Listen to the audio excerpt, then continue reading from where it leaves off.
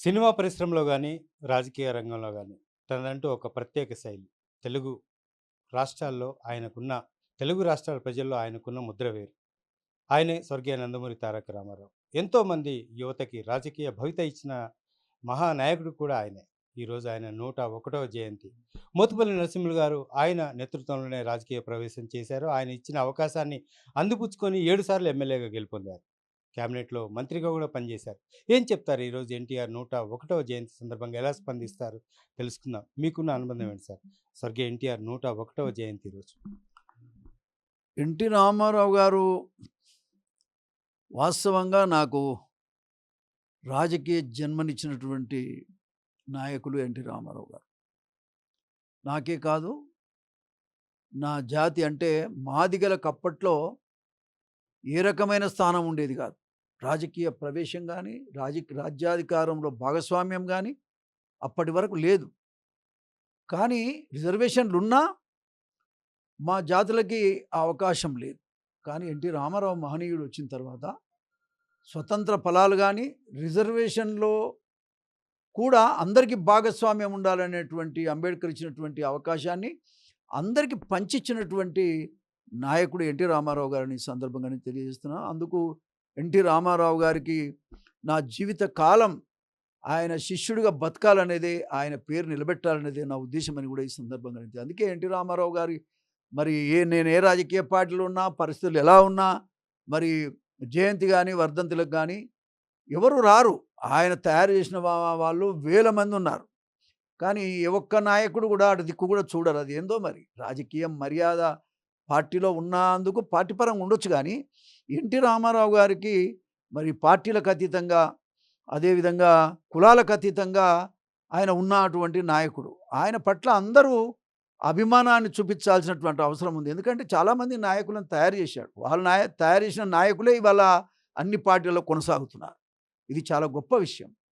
కాబట్టి ఆ మహనీయుణ్ణి మరి నిజంగా ఒక మాటలో చెప్పాలంటే ఈ తెలుగు రాష్ట్రాల్లో, ఉమ్మడి రాష్ట్రాల్లో, లేదు భారతదేశంలో, లేదు ప్రపంచమంతా కూడా ఇవాళ మరి తెలుగు వాళ్ళు ఎక్కడున్నా సరే పండుగ చేసుకుంటున్నటువంటి రోజు ఇది. ఇది పండుగ దినంగా ఈ సందర్భంగా నేను చేస్తా ఉన్నా. నేనైతే పండుగగా భావిస్తాను. ఎందుకంటే ఆ మహనీయుని నేను ఇప్పటికి కూడా, నేను కాంగ్రెస్ పార్టీలో ఉన్నా ఎన్టీ రామారావు పేరు చెప్పినాకనే నేను మాట్లాడుతూ ఉంటా. అదేవిధంగా ఏ మీటింగుకు పోయినా ఆయన పేరును తలవకుండా ఉండలేను నేను. కాబట్టి అంత మరి ఆయన పట్ల నాకున్నటువంటి అంకిత భావంగా ఈ సందర్భంగా నేను తెలియజేస్తున్నా. ఇకపోతే అసలు సంక్షేమ కార్యక్రమాలకు పునాది వేసింది ఎన్టీ రామారావు గారు. సంక్షేమ కార్యక్రమాలు అంటేనే ఎన్టీ రామారావు. ఎన్టీ రామారావు అంటేనే సంక్షేమ కార్యక్రమాలు. దాంట్లో భాగంగా ప్రతి పేదవాడికి రాజ్యాధికారంలో భాగస్వామ్యం కల్పించడం ఒక భాగమైతే, ఎస్సీలు, ఎస్టీలు, బీసీలకు ప్రత్యేకమైనటువంటి స్థానాలు ఇచ్చి, మహిళలకు మరి రాజ్యాధికారంలో ముఖ్యంగా మరి లోకల్ బాడీస్లో 9% రిజర్వేషన్ ఇచ్చి ఆస్తిలో హక్కును కల్పించినటువంటి వ్యక్తి మహనీయులు మరి ఎన్టీ రామారావు గారిని సందర్భంగా తెలియజేస్తా ఉన్నా. రాజ్యాధికారాన్ని ప్రజల దగ్గరికి తీసుకెళ్ళినటువంటి మహనీయుడు ఎన్టీ రామారావు గారు. రాజ్యాధికారం ఎక్కడో హైదరాబాద్లో సెక్రటేరియట్లో కాదు, పల్లెటూళ్ళల్లో ఉండాలని మాండలిక విధానాన్ని తీసుకొచ్చినటువంటి మహనీయుడు ఎన్టీ రామారావు గారు.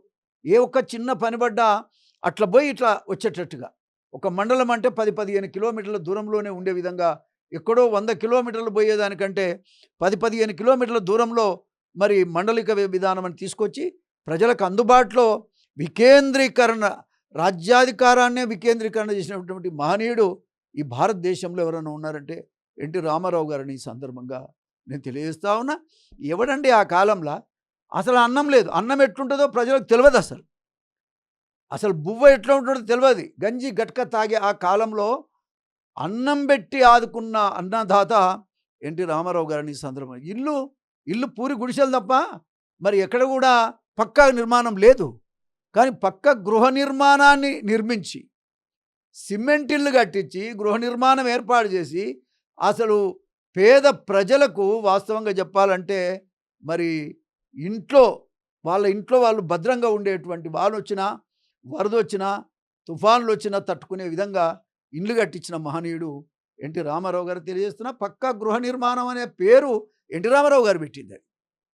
కాబట్టి అదేవిధంగా పేదవాళ్ళు ఏ కార్యక్రమం అయినా సరే ఆయన నోటి నుంచి వచ్చిన ప్రతి పని కూడా అది అమలు. ఇలా గురుకుల పాఠశాలలు, ఇవాళ గురుకుల పాఠశాలలు, ఎస్సీ ఎస్టీ బీసీ గురుకుల పాఠశాలలు ఇవాళ వర్ధిల్లుతున్నాయి. ఇలా వందల వందల సంఖ్యలో నడుస్తున్నాయంటే కారణం ఎన్టీ రామారావు. మొట్టమొదట గురుకుల పాఠశాల, ఎస్సీ గురుకుల పాఠశాలలు ఏర్పాటు చేస్తే నేను ఇచ్చిన సలహా అనే అన్నగారికి.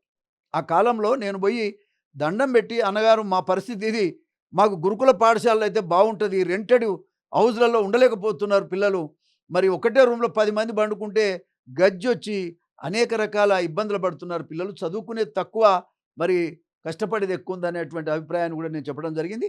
దాని ఫలితంగా ఆయన గురుకుల పాఠశాల 46 గురుకుల పాఠశాలలు ఇచ్చారు ఆ కాలంలో, జిల్లాకు 2 చొప్పున ఇస్తే. అప్పుడు ఫస్ట్ గురుకుల పాఠశాల నేను పుట్టిన మండలంలో, రాజపేట మండలంలో మరి ముఖ్యంగా ఏర్పాటు చేయడం జరిగింది. నేను ఒక దళితుడిగా దళితుల గురుకుల పాఠశాల నేను పుట్టిన మండలంలో ఏర్పాటు చేయడానికి అవకాశం ఇచ్చిందంటే ఎన్టీ రామారావు గారి యొక్క గొప్పతనాన్ని అర్థం చేసుకోవాలని సందర్భంగా. పేదోళ్ళ మనిషి ఆయన, పేదరికాన్ని ముద్దాడిన ముద్దు బిడ్డ ఎన్టీ రామారావు గారు అని చెప్తా ఉంటాను నేను. ఎవడు కూడా పేదరికం అంటే పక్కకు పోతారు, కానీ అట్లా కాదు, ఆయన హక్కున చేర్చుకొని ఆ వర్గాలకే న్యాయం చేసినటువంటి మహనీయుడు. భూమి మీద ఇవాళ మానవత్వం కలిగినటువంటి వ్యక్తి, ఒక రాజకీయ నాయకుడు ఎవరైనా ఉన్నానంటే ఎన్టీ రామారావు గారు. ఆయన తరహాలో పరిపాలన ఎవడు సాగించలేకపోతున్నారు. ఎవరు సాగించినా ఆయన ఇచ్చిన సంక్షేమ కార్యక్రమాలు పునాదిగా చేసుకొని చేయాల్సిన అవసరం ఉంది. ₹2 కిలో బియ్యం ఆయన పెట్టాడు, దాన్ని తీసే శక్తి ఎవరికన్నా ఉందా? ఇళ్ళ నిర్మాణం పెట్టాడు, దాన్ని తీసే శక్తి ఎవరికన్నా ఉందా? మాండలిక విధానం పెట్టాడు, దాన్ని తీసే శక్తి ఎవరికన్నా ఉందా? మరి మహిళలకు ఆస్తిలో సమాన హక్కు ఇచ్చాడు, దాన్ని తీసే అధికారం ఎవరికైనా ఉందా? కరెంటు ప్రతి ఇంట్లో, ప్రతి పేదవాడింట్లో, ధనవంతుడింట్లో కాదు, ఎస్సీ ఎస్టీ బడుగు బలహీన వర్గాల ఇళ్లలో కరెంటు వెలుగునిచ్చినటువంటి వెలుగు మూర్తి ఎవరంటే ఎన్టీ రామారావు గారు. కాబట్టి అటువంటి మహనీయుని రోజు స్మరించుకోవాల్సిన అవసరం ఉంది. ఆయన స్ఫూర్తితోనే ఇవాళ ప్రభుత్వాలు కానీ ప్రజలు కానీ నడవాల్సిన అవసరం ఉంది. నీతి ఆయన యొక్క రీతి, ఆయన విధానం ఏంటంటే నీతిని నమ్ముకున్న వాడిని ఆయన ఎప్పుడు కూడా కాదనలేదు. నాలాంటి వాడికి వాస్తవంగా ఇవాళ 40 సంవత్సరాల రాజకీయ జీవితం కొనసాగుతున్న 6 సార్లు గెలవడానికి శక్తి ఇచ్చింది. ఇలా ఏ విషయంనైనా అడ్డు తగిలి అన్యాయం జరిగినా, ఎక్కడైనా మనకు ఆత్మగౌరవానికి దెబ్బ తగిలినా అడ్డం తిరిగి మాట్లాడాలని నేర్పిందే ఎన్టీ రామారావు గారు. దాని ఫలితమే ఇవాళ నేను ఈ స్థాయిలో ఉండగలుగుతున్నాను కూడా ఈ సందర్భంగా తెలియజేస్తామని. ఆయన పెట్టిన భిక్ష వల్ల 40 సంవత్సరాలుగా రాజకీయాల్లో కొనసాగుతా ఉన్నా, 6 సార్లు గెలిచా. నాలాంటి వాళ్ళు ఎంతోమంది ఉన్నారు, నాలాంటి వాళ్ళు ఎంతోమందిని తయారు చేశాడు. ఆనాటి ఉన్నటువంటి రాజకీయ విధానం, నీతి నిజాయితీ నేర్పాడు ఆయన. అదేవిధంగా అంకిత భావంతో పనిచేసేటువంటి రాజకీయ విధానాన్ని ఆయన నేర్పించినటువంటి మానవుడు అని కూడా ఈ సందర్భంగా నేను తెలియజేస్తూ, ఏది ఏమైనా ఆయన యొక్క జన్మదినాన్ని, ఆయన యొక్క వర్ధంతిని అఫీషియల్గా జరిపించాలనేది నా కోరిక. కానీ దురదృష్టం, పోయినసారి కూడా నేను కేసీఆర్కి ఎన్నోసార్లు విజ్ఞప్తి చేశాను, మరి వారు అమలు చేయలేకపోయారు. రేవంత్ రెడ్డి గారికి కూడా నేను విజ్ఞప్తి చేస్తూ ఉన్నా, ఆయన కూడా తెలుగుదేశం పార్టీలో ఉన్నాడు. దాని ద్వారానే ఇవాళ ఆయన ముఖ్యమంత్రి స్థాయికి ఎదగడానికి కారణం కూడా తెలుగుదేశం పార్టీ అనేటువంటి విషయాన్ని కూడా ఆయన అర్థం చేసుకోవాల్సిన అవసరం ఉందని కూడా ఈ సందర్భంగా తెలియజేస్తా ఉన్నా. అందుకని జయంతి వర్ధంతి ఎంతోమంది జరుపుతున్నాం మనం. ఎవరు కూడా మనకు ఉపయోగపడ్డ నాయకులు కాకపోయినా వాళ్ళకు అవకాశం ఇస్తున్నాము, మనం వాళ్ళని గౌరవించ తప్పులేదు. కానీ రెండు రాష్ట్రాల్లో కూడా దేవుడిగా వెలుగొందుతున్నటువంటి ఎన్టీ రామారావు గారికి మరి ఆ రకమైనటువంటి గౌరవం ఇవ్వాల్సిన బాధ్యత ఇప్పుడున్న గవర్నమెంట్ మీద ఉంది. రాజకీయాలకు అతీతంగా ఆయన ఏమో లేడు కదా, ఆయన చనిపోయినటువంటి మహనీయుడు. కాబట్టి అటువంటి నాయకుడికి ముఖ్యంగా మరి ప్రభుత్వ పరంగా నివాళులు అర్పించాల్సిన అవసరం ఉంది. ప్రభుత్వ పరంగా మరి ముఖ్యంగా ఈ యొక్క కార్యక్రమాలను ప్రభుత్వ పరంగా నిర్వహించాల్సిన అవసరం ఉంది. తప్పేముందండి, ఎంతోమంది నిర్వహిస్తున్నాం. ఆ మహనీయుని నిర్వహిస్తే అందరూ సంతోషపడతారు. తెలంగాణలో కానీ ఆంధ్రలో కానీ అదేవిధంగా ఎవరు కాదంటారు. ఇప్పుడు కాంగ్రెస్ పార్టీలో ఉన్నారు, కాంగ్రెస్ పార్టీలో ఎంతమంది తెలుగుదేశం పార్టీ ఎన్టీ రామారావు గారు అవకాశం ఇస్తే ఉన్నవాళ్ళు లేరు ఎవరు అక్కడ. అదేవిధంగా టీఆర్ఎస్ పార్టీలో కేసీఆర్ అక్కడి నుంచి వచ్చినోడు, రేవంత్ రెడ్డి కూడా తెలుగుదేశం పార్టీ నుంచి, అప్పటికి ఆయన చిన్నోడు రాజకీయాల్లో, ఆయన విషయం అంత దూరం లేడు ఆయన. కానీ అయినా కూడా తెలుగుదేశం పార్టీ సహకారంతోనే ఆయన ఎదిగాడు, ఇలా ముఖ్యమంత్రి కాగలిగాడు. మరి అటువంటి స్థాయికి వచ్చినప్పుడు కృతజ్ఞత ఉండాలి. కృతజ్ఞత లేని రాజకీయ విధానం అది మంచిది కాదు. మానవత్వం లేని రాజకీయ విధానం మంచిది కాదు. కులాల్ని పట్టుకొని ఈడిగిలబడే పద్ధతి మంచిది కాదు. తన కులమే గొప్పదని, తన కులమే పరిపాలన చేయాలనే ఆలోచన కలిగి ఉండటం కూడా మంచిది కాదు. అది ఎన్టీఆర్లో లేదు అని చూసి నేర్చుకోండి. ఎంత బాధాకరం అంటే, ఆయన ఏ కులాన్ని అయితే పెంచి పోషించి పెద్ద చేశాడో ఆ కులంలో ఎవడు అడగలేని కాలంలో ఆయన ఇచ్చాడు. అడిగే కాలం వచ్చినాక ముఖ్యమంత్రి రేవంత్ రెడ్డి గారు మా కులానికే ఒక సీటు ఇయ్యలే. 80 లక్షల మంది ఉన్నాం మేము. కళ్ళకు నీళ్ళు వస్తాయి. మరి ఎందుకు ఆయన అంటే సామాజికమైనటువంటి దృక్పథం లేకపోవచ్చు. నేర్చుకోవాలి. సామాజిక తెలంగాణ కావాలని రోజు అరుస్తున్నారు పాపం. 10-15 మంది చచ్చిపోయి. ఆయనకి ఎవరికి ఏం లేదు రాజ్యాధికారం అని వీళ్ళు మాత్రం ఉయ్యాల ఊగుతున్నారు. ఏ సంబంధం లేనోళ్ళు ఇవాళ రాజ్యాధికారం చేస్తున్నారు. మరి కేసీఆర్ గారు కానీ ఇవాళ రేవంత్ రెడ్డి గారు కానీ ప్రజలైతే సంతోషంగా లేరు. నేను ఒకటే చెప్తున్నా ఏంటంటే, ఏ రకంగా కూడా ఆ ప్రభుత్వం కంటే ఈ ప్రభుత్వం బాగా చేసిందనే పరిస్థితి అయితే లేదు. 5 నెలల్లోనే రేవంత్ రెడ్డి గారు ఒక ముఖ్యమంత్రికి ఉండాల్సినటువంటి గౌరవాన్ని పోగొట్టుకున్నాడు, మర్యాద పోగొట్టుకున్నాడు, ప్రజలలో పలచగైపోయాడు. మరి ముఖ్యమంత్రి పదవి అంటే ఎంత బాధ్యత కూడినదో అర్థం చేసుకోవాలి. ఎన్టీ రామారావు గారికి ఇవాటి వరకు కూడా ఆయన శిష్యుడిగా నేను కొనసాగుతున్నా అని ప్రతి వేదిక మీద చెప్పగలుగుతున్నా అంటే మరి ఆయన ఇచ్చినటువంటి ఆదరణ ఎంత గొప్పదో ఈ ముఖ్యమంత్రికి కూడా గమనించాలని నేను ఈ సందర్భంగా తెలియజేస్తా ఉన్నా. కాబట్టి ముఖ్యమంత్రి గారిని ఏదో నిందించడం నాకు అవసరం లేదు. నేను ఓపెన్గా ముఖ్యమంత్రి గారికి నాకేందంటే నాకు 70 సంవత్సరాలు వచ్చినాయి. సరే, ఎవరికో ఒకరు పక్కన నిలబడి సంక్షేమ కార్యక్రమాల వైపు తీసుకెళ్ళి ఆ నాయకునికి మంచి పేరు తేవాలని నా కోరిక. కానీ దురదృష్టం ఏంటంటే నాకు కానీ నా కులానికి కానీ విలువలేని పరిస్థితి వచ్చినప్పుడు ఎన్టీ రామారావు గారు గుర్తొస్తున్నారు. ఎన్టీ రామారావు పరిపాలన గుర్తొస్తూ ఉన్నది. అవాళ ఆయన కనుక మమ్మల్ని దూరం పెట్టింటే ఇవాళ నేను ఉండేవాడిని కాదు కదా. కాబట్టి అటువంటి మహనీయుని యొక్క స్ఫూర్తిని అర్థం చేసుకొని ఈ జన్మదిన సందర్భంగా రేవంత్ రెడ్డి గారు కూడా నేను విజ్ఞప్తి చేసేది ఏంటంటే, ఈ కక్షలు కార్పణ్యాలు మానుకో. ఈ కక్షలు వాణ్యేమో చేయాలి, ఏం చేయలేవు, నువ్వేం చేస్తావు?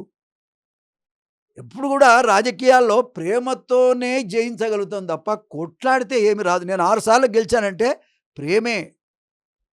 అక్కడ అన్ని కులాల వాళ్ళు ఉన్నారు. అందరు నన్ను దేవుడు అంటారు, అందరు మా అన్న అంటారు, అందరు మా తమ్ముడు అంటారు. అయినా నేను సేవకునిగా పనిచేశాను. ఒక దళితుడిగా 6 సార్లు గెలవడం అంటే అది కూడా నల్గొండ జిల్లాలో సాధ్యమా? కానీ అసాధ్యమైన దాన్ని సుసాధ్యం చేయగలిగిన అంటే ప్రేమ. కాబట్టి నువ్వు ఏ స్థాయిలో ఉంటేంది ప్రేమ లేనప్పుడు? నువ్వు ఏ స్థాయిలో ఉంటేంది పేదవాడిని ప్రేమించినప్పుడు, చెప్పితే విననప్పుడు? చూడండి, మీకు ఇలా 5 నెలలు కాలేదు, నీ పరిస్థితి వాళ్ళ ప్రజలు మర్చిపోయే పరిస్థితి తెచ్చుకున్నావు. ఇది మంచి పద్ధతి కాదు. కాబట్టి నేనేమంటా అంటే, ఎన్టీ రామారావు గారు ఎందుకు గుర్తొస్తున్నాడు అంటే, మాలాంటి వాళ్ళని పైకి తెచ్చాడు కాబట్టి గుర్తొస్తుంది. నువ్వు అంత పెద్ద మహనీయుడవు అని నేను అనుకోను, కానీ కనీసం ఆయన మార్గంలోనే నడిచే ప్రయత్నం చేయను. నిజంగా ఆ స్థాయికి ఎదిగితే మంచిదే. ఒక స్థాయికి ఎదిగితే నాయకునికి అవకాశం దొరికినప్పుడు ఎదిగితే మంచిదే. ఎదగాలని నేను కోరుకునే కదా. కాబట్టి నేను అనేది ఏంటంటే, ఎన్టీ రామారావు గారి బాటలో ప్రభుత్వాలు నడవాలి. ముఖ్యంగా తెలంగాణ ప్రభుత్వం నడవాలి. ఆయన బాగలేడనే నిన్ను తెచ్చుకున్నాం మేము. కానీ మా మాదిగలు 80% ఉన్నారు. నేను వేసిన కేకతోటి రేవంత్ రెడ్డి గారికి సపోర్ట్ అంటే రేవంత్ రెడ్డికి సపోర్ట్ వచ్చింది. ఇవాళ రేవంత్ రెడ్డి గారికి సపోర్ట్ వద్దంటే ఇవాళ రేవంత్ రెడ్డికి సపోర్ట్ చేసే పరిస్థితులు నా జాతులు లేవు. పేద మాదిగలు లేరు, బీసీలు అంతకంటే లేరు. కాబట్టి నేను ఎందుకు చెప్తున్నా అంటే, ఇది మంచి పద్ధతి కాదు. మానుకోమని ఒక పెద్ద మనిషిగా, ఒక అన్నలాంటి వయసున్నోడిగా నేను చెప్తా ఉన్నా. మా మీద కోపం ఎందుకే? మేమేం నీదేం కట్టకపోతాం మేము. నేను నా వయసులో ఉన్నప్పుడే నేను ఎన్నడూ కూడా ఆశించునోని కాదు. ఇవాళ అవసరం లేదు నాకు. కాకపోతే చిన్నప్పటి నుంచి రాజకీయాల్లో ఉన్నాం. ఎన్టీ రామారావు ఇచ్చినటువంటి నీతి నిజాయితీతో ముందుకు సాగాం. ఆ సాగినటువంటి జీవితం పేదవర్గాలకు ఎక్కడైనా ఉపయోగపడుతున్నామనేటువంటి తప్ప మరొకటి కాదు. ఆ ఉపయోగపడటానికి మీరు ఉపయోగించుకోవాలి, అర్థం చేసుకోవాల్సిన అవసరం ఉందని ఈ సందర్భంగా నేను తెలియజేస్తూ, ఏది ఏమైనా ఎన్టీ రామారావు గారి జన్మదినం ఇది అందరికీ ఒక ఆదర్శవంతమైనటువంటి దినము, పండుగ దినము. దీన్ని రేవంత్ రెడ్డి గారు కూడా గుర్తించి వెంటనే ఈ యొక్క కార్యక్రమాన్ని కూడా రేపు కాలంలో అరే ఆంధ్రోలది కదా, ఆయన ఆంధ్రోడు కాదు, తెలంగాణోడు కాదు, ఒక మహనీయుడు, అన్నిటికీ అతీతం. ఎన్టీ రామారావు గారిని ఓ కులానికో ప్రాంతానికో అంటగట్టొద్దు. ఆయన అందరివాడు, మనందరివాడు, తెలుగువాడు, భారతీయుడు. ఆయనకి ఇంతవరకు భారత రత్న ఇవ్వలేదండి, దురదృష్టం. ఎవరెవరికో ఇచ్చారు. కానీ రాబోయే కాలంలో ఖచ్చితంగా ఈ విషయాన్ని కూడా చంద్రబాబు నాయుడు గారు సీరియస్గా ఆలోచించాలని నా విజ్ఞప్తి. వారు ఖచ్చితంగా ఆలోచిస్తాడని నేను అనుకుంటున్నా ఈసారికైనా సరే. కాబట్టి ఈ పండుగ దినం సందర్భంగా అందరూ కూడా సంతోషంగా ఉండాలి, వారిని స్మరించుకోవాలని విజ్ఞప్తి చేస్తాం. Thank you sir. అదే పరిస్థితి సంక్షేమ కార్యక్రమాల అమలులో ఇతర రాష్ట్రాలకు రోల్ మోడల్గా ఉన్న స్వర్గీయ నందమూరి తారక రామారావుకి ఖచ్చితంగా భారతరత్న ఇవ్వాలి అనే అంశాన్ని, అట్లాగే ఆయన వర్ధంతి జయంతి కార్యక్రమాలను అధికారికంగా నిర్వహించాలని చెప్పి కూడా ఇటు తెలంగాణ ప్రభుత్వానికి సూచిస్తున్న పరిస్థితులు కనిపిస్తున్నాయి. ఇక తన రాజకీయ భవిష్యత్ ఎన్టీఆర్ సూచించింది మాత్రమే అనే అంశాన్ని కూడా ముత్తుపల్లి నరసింహ గారు చెప్పుకొస్తున్న పరిస్థితి కనిపిస్తుంది. కెమెరా పర్సన్ రాజాతో హరికృష్ణ, వన్ ఇండియా తెలుగు, హైదరాబాద్.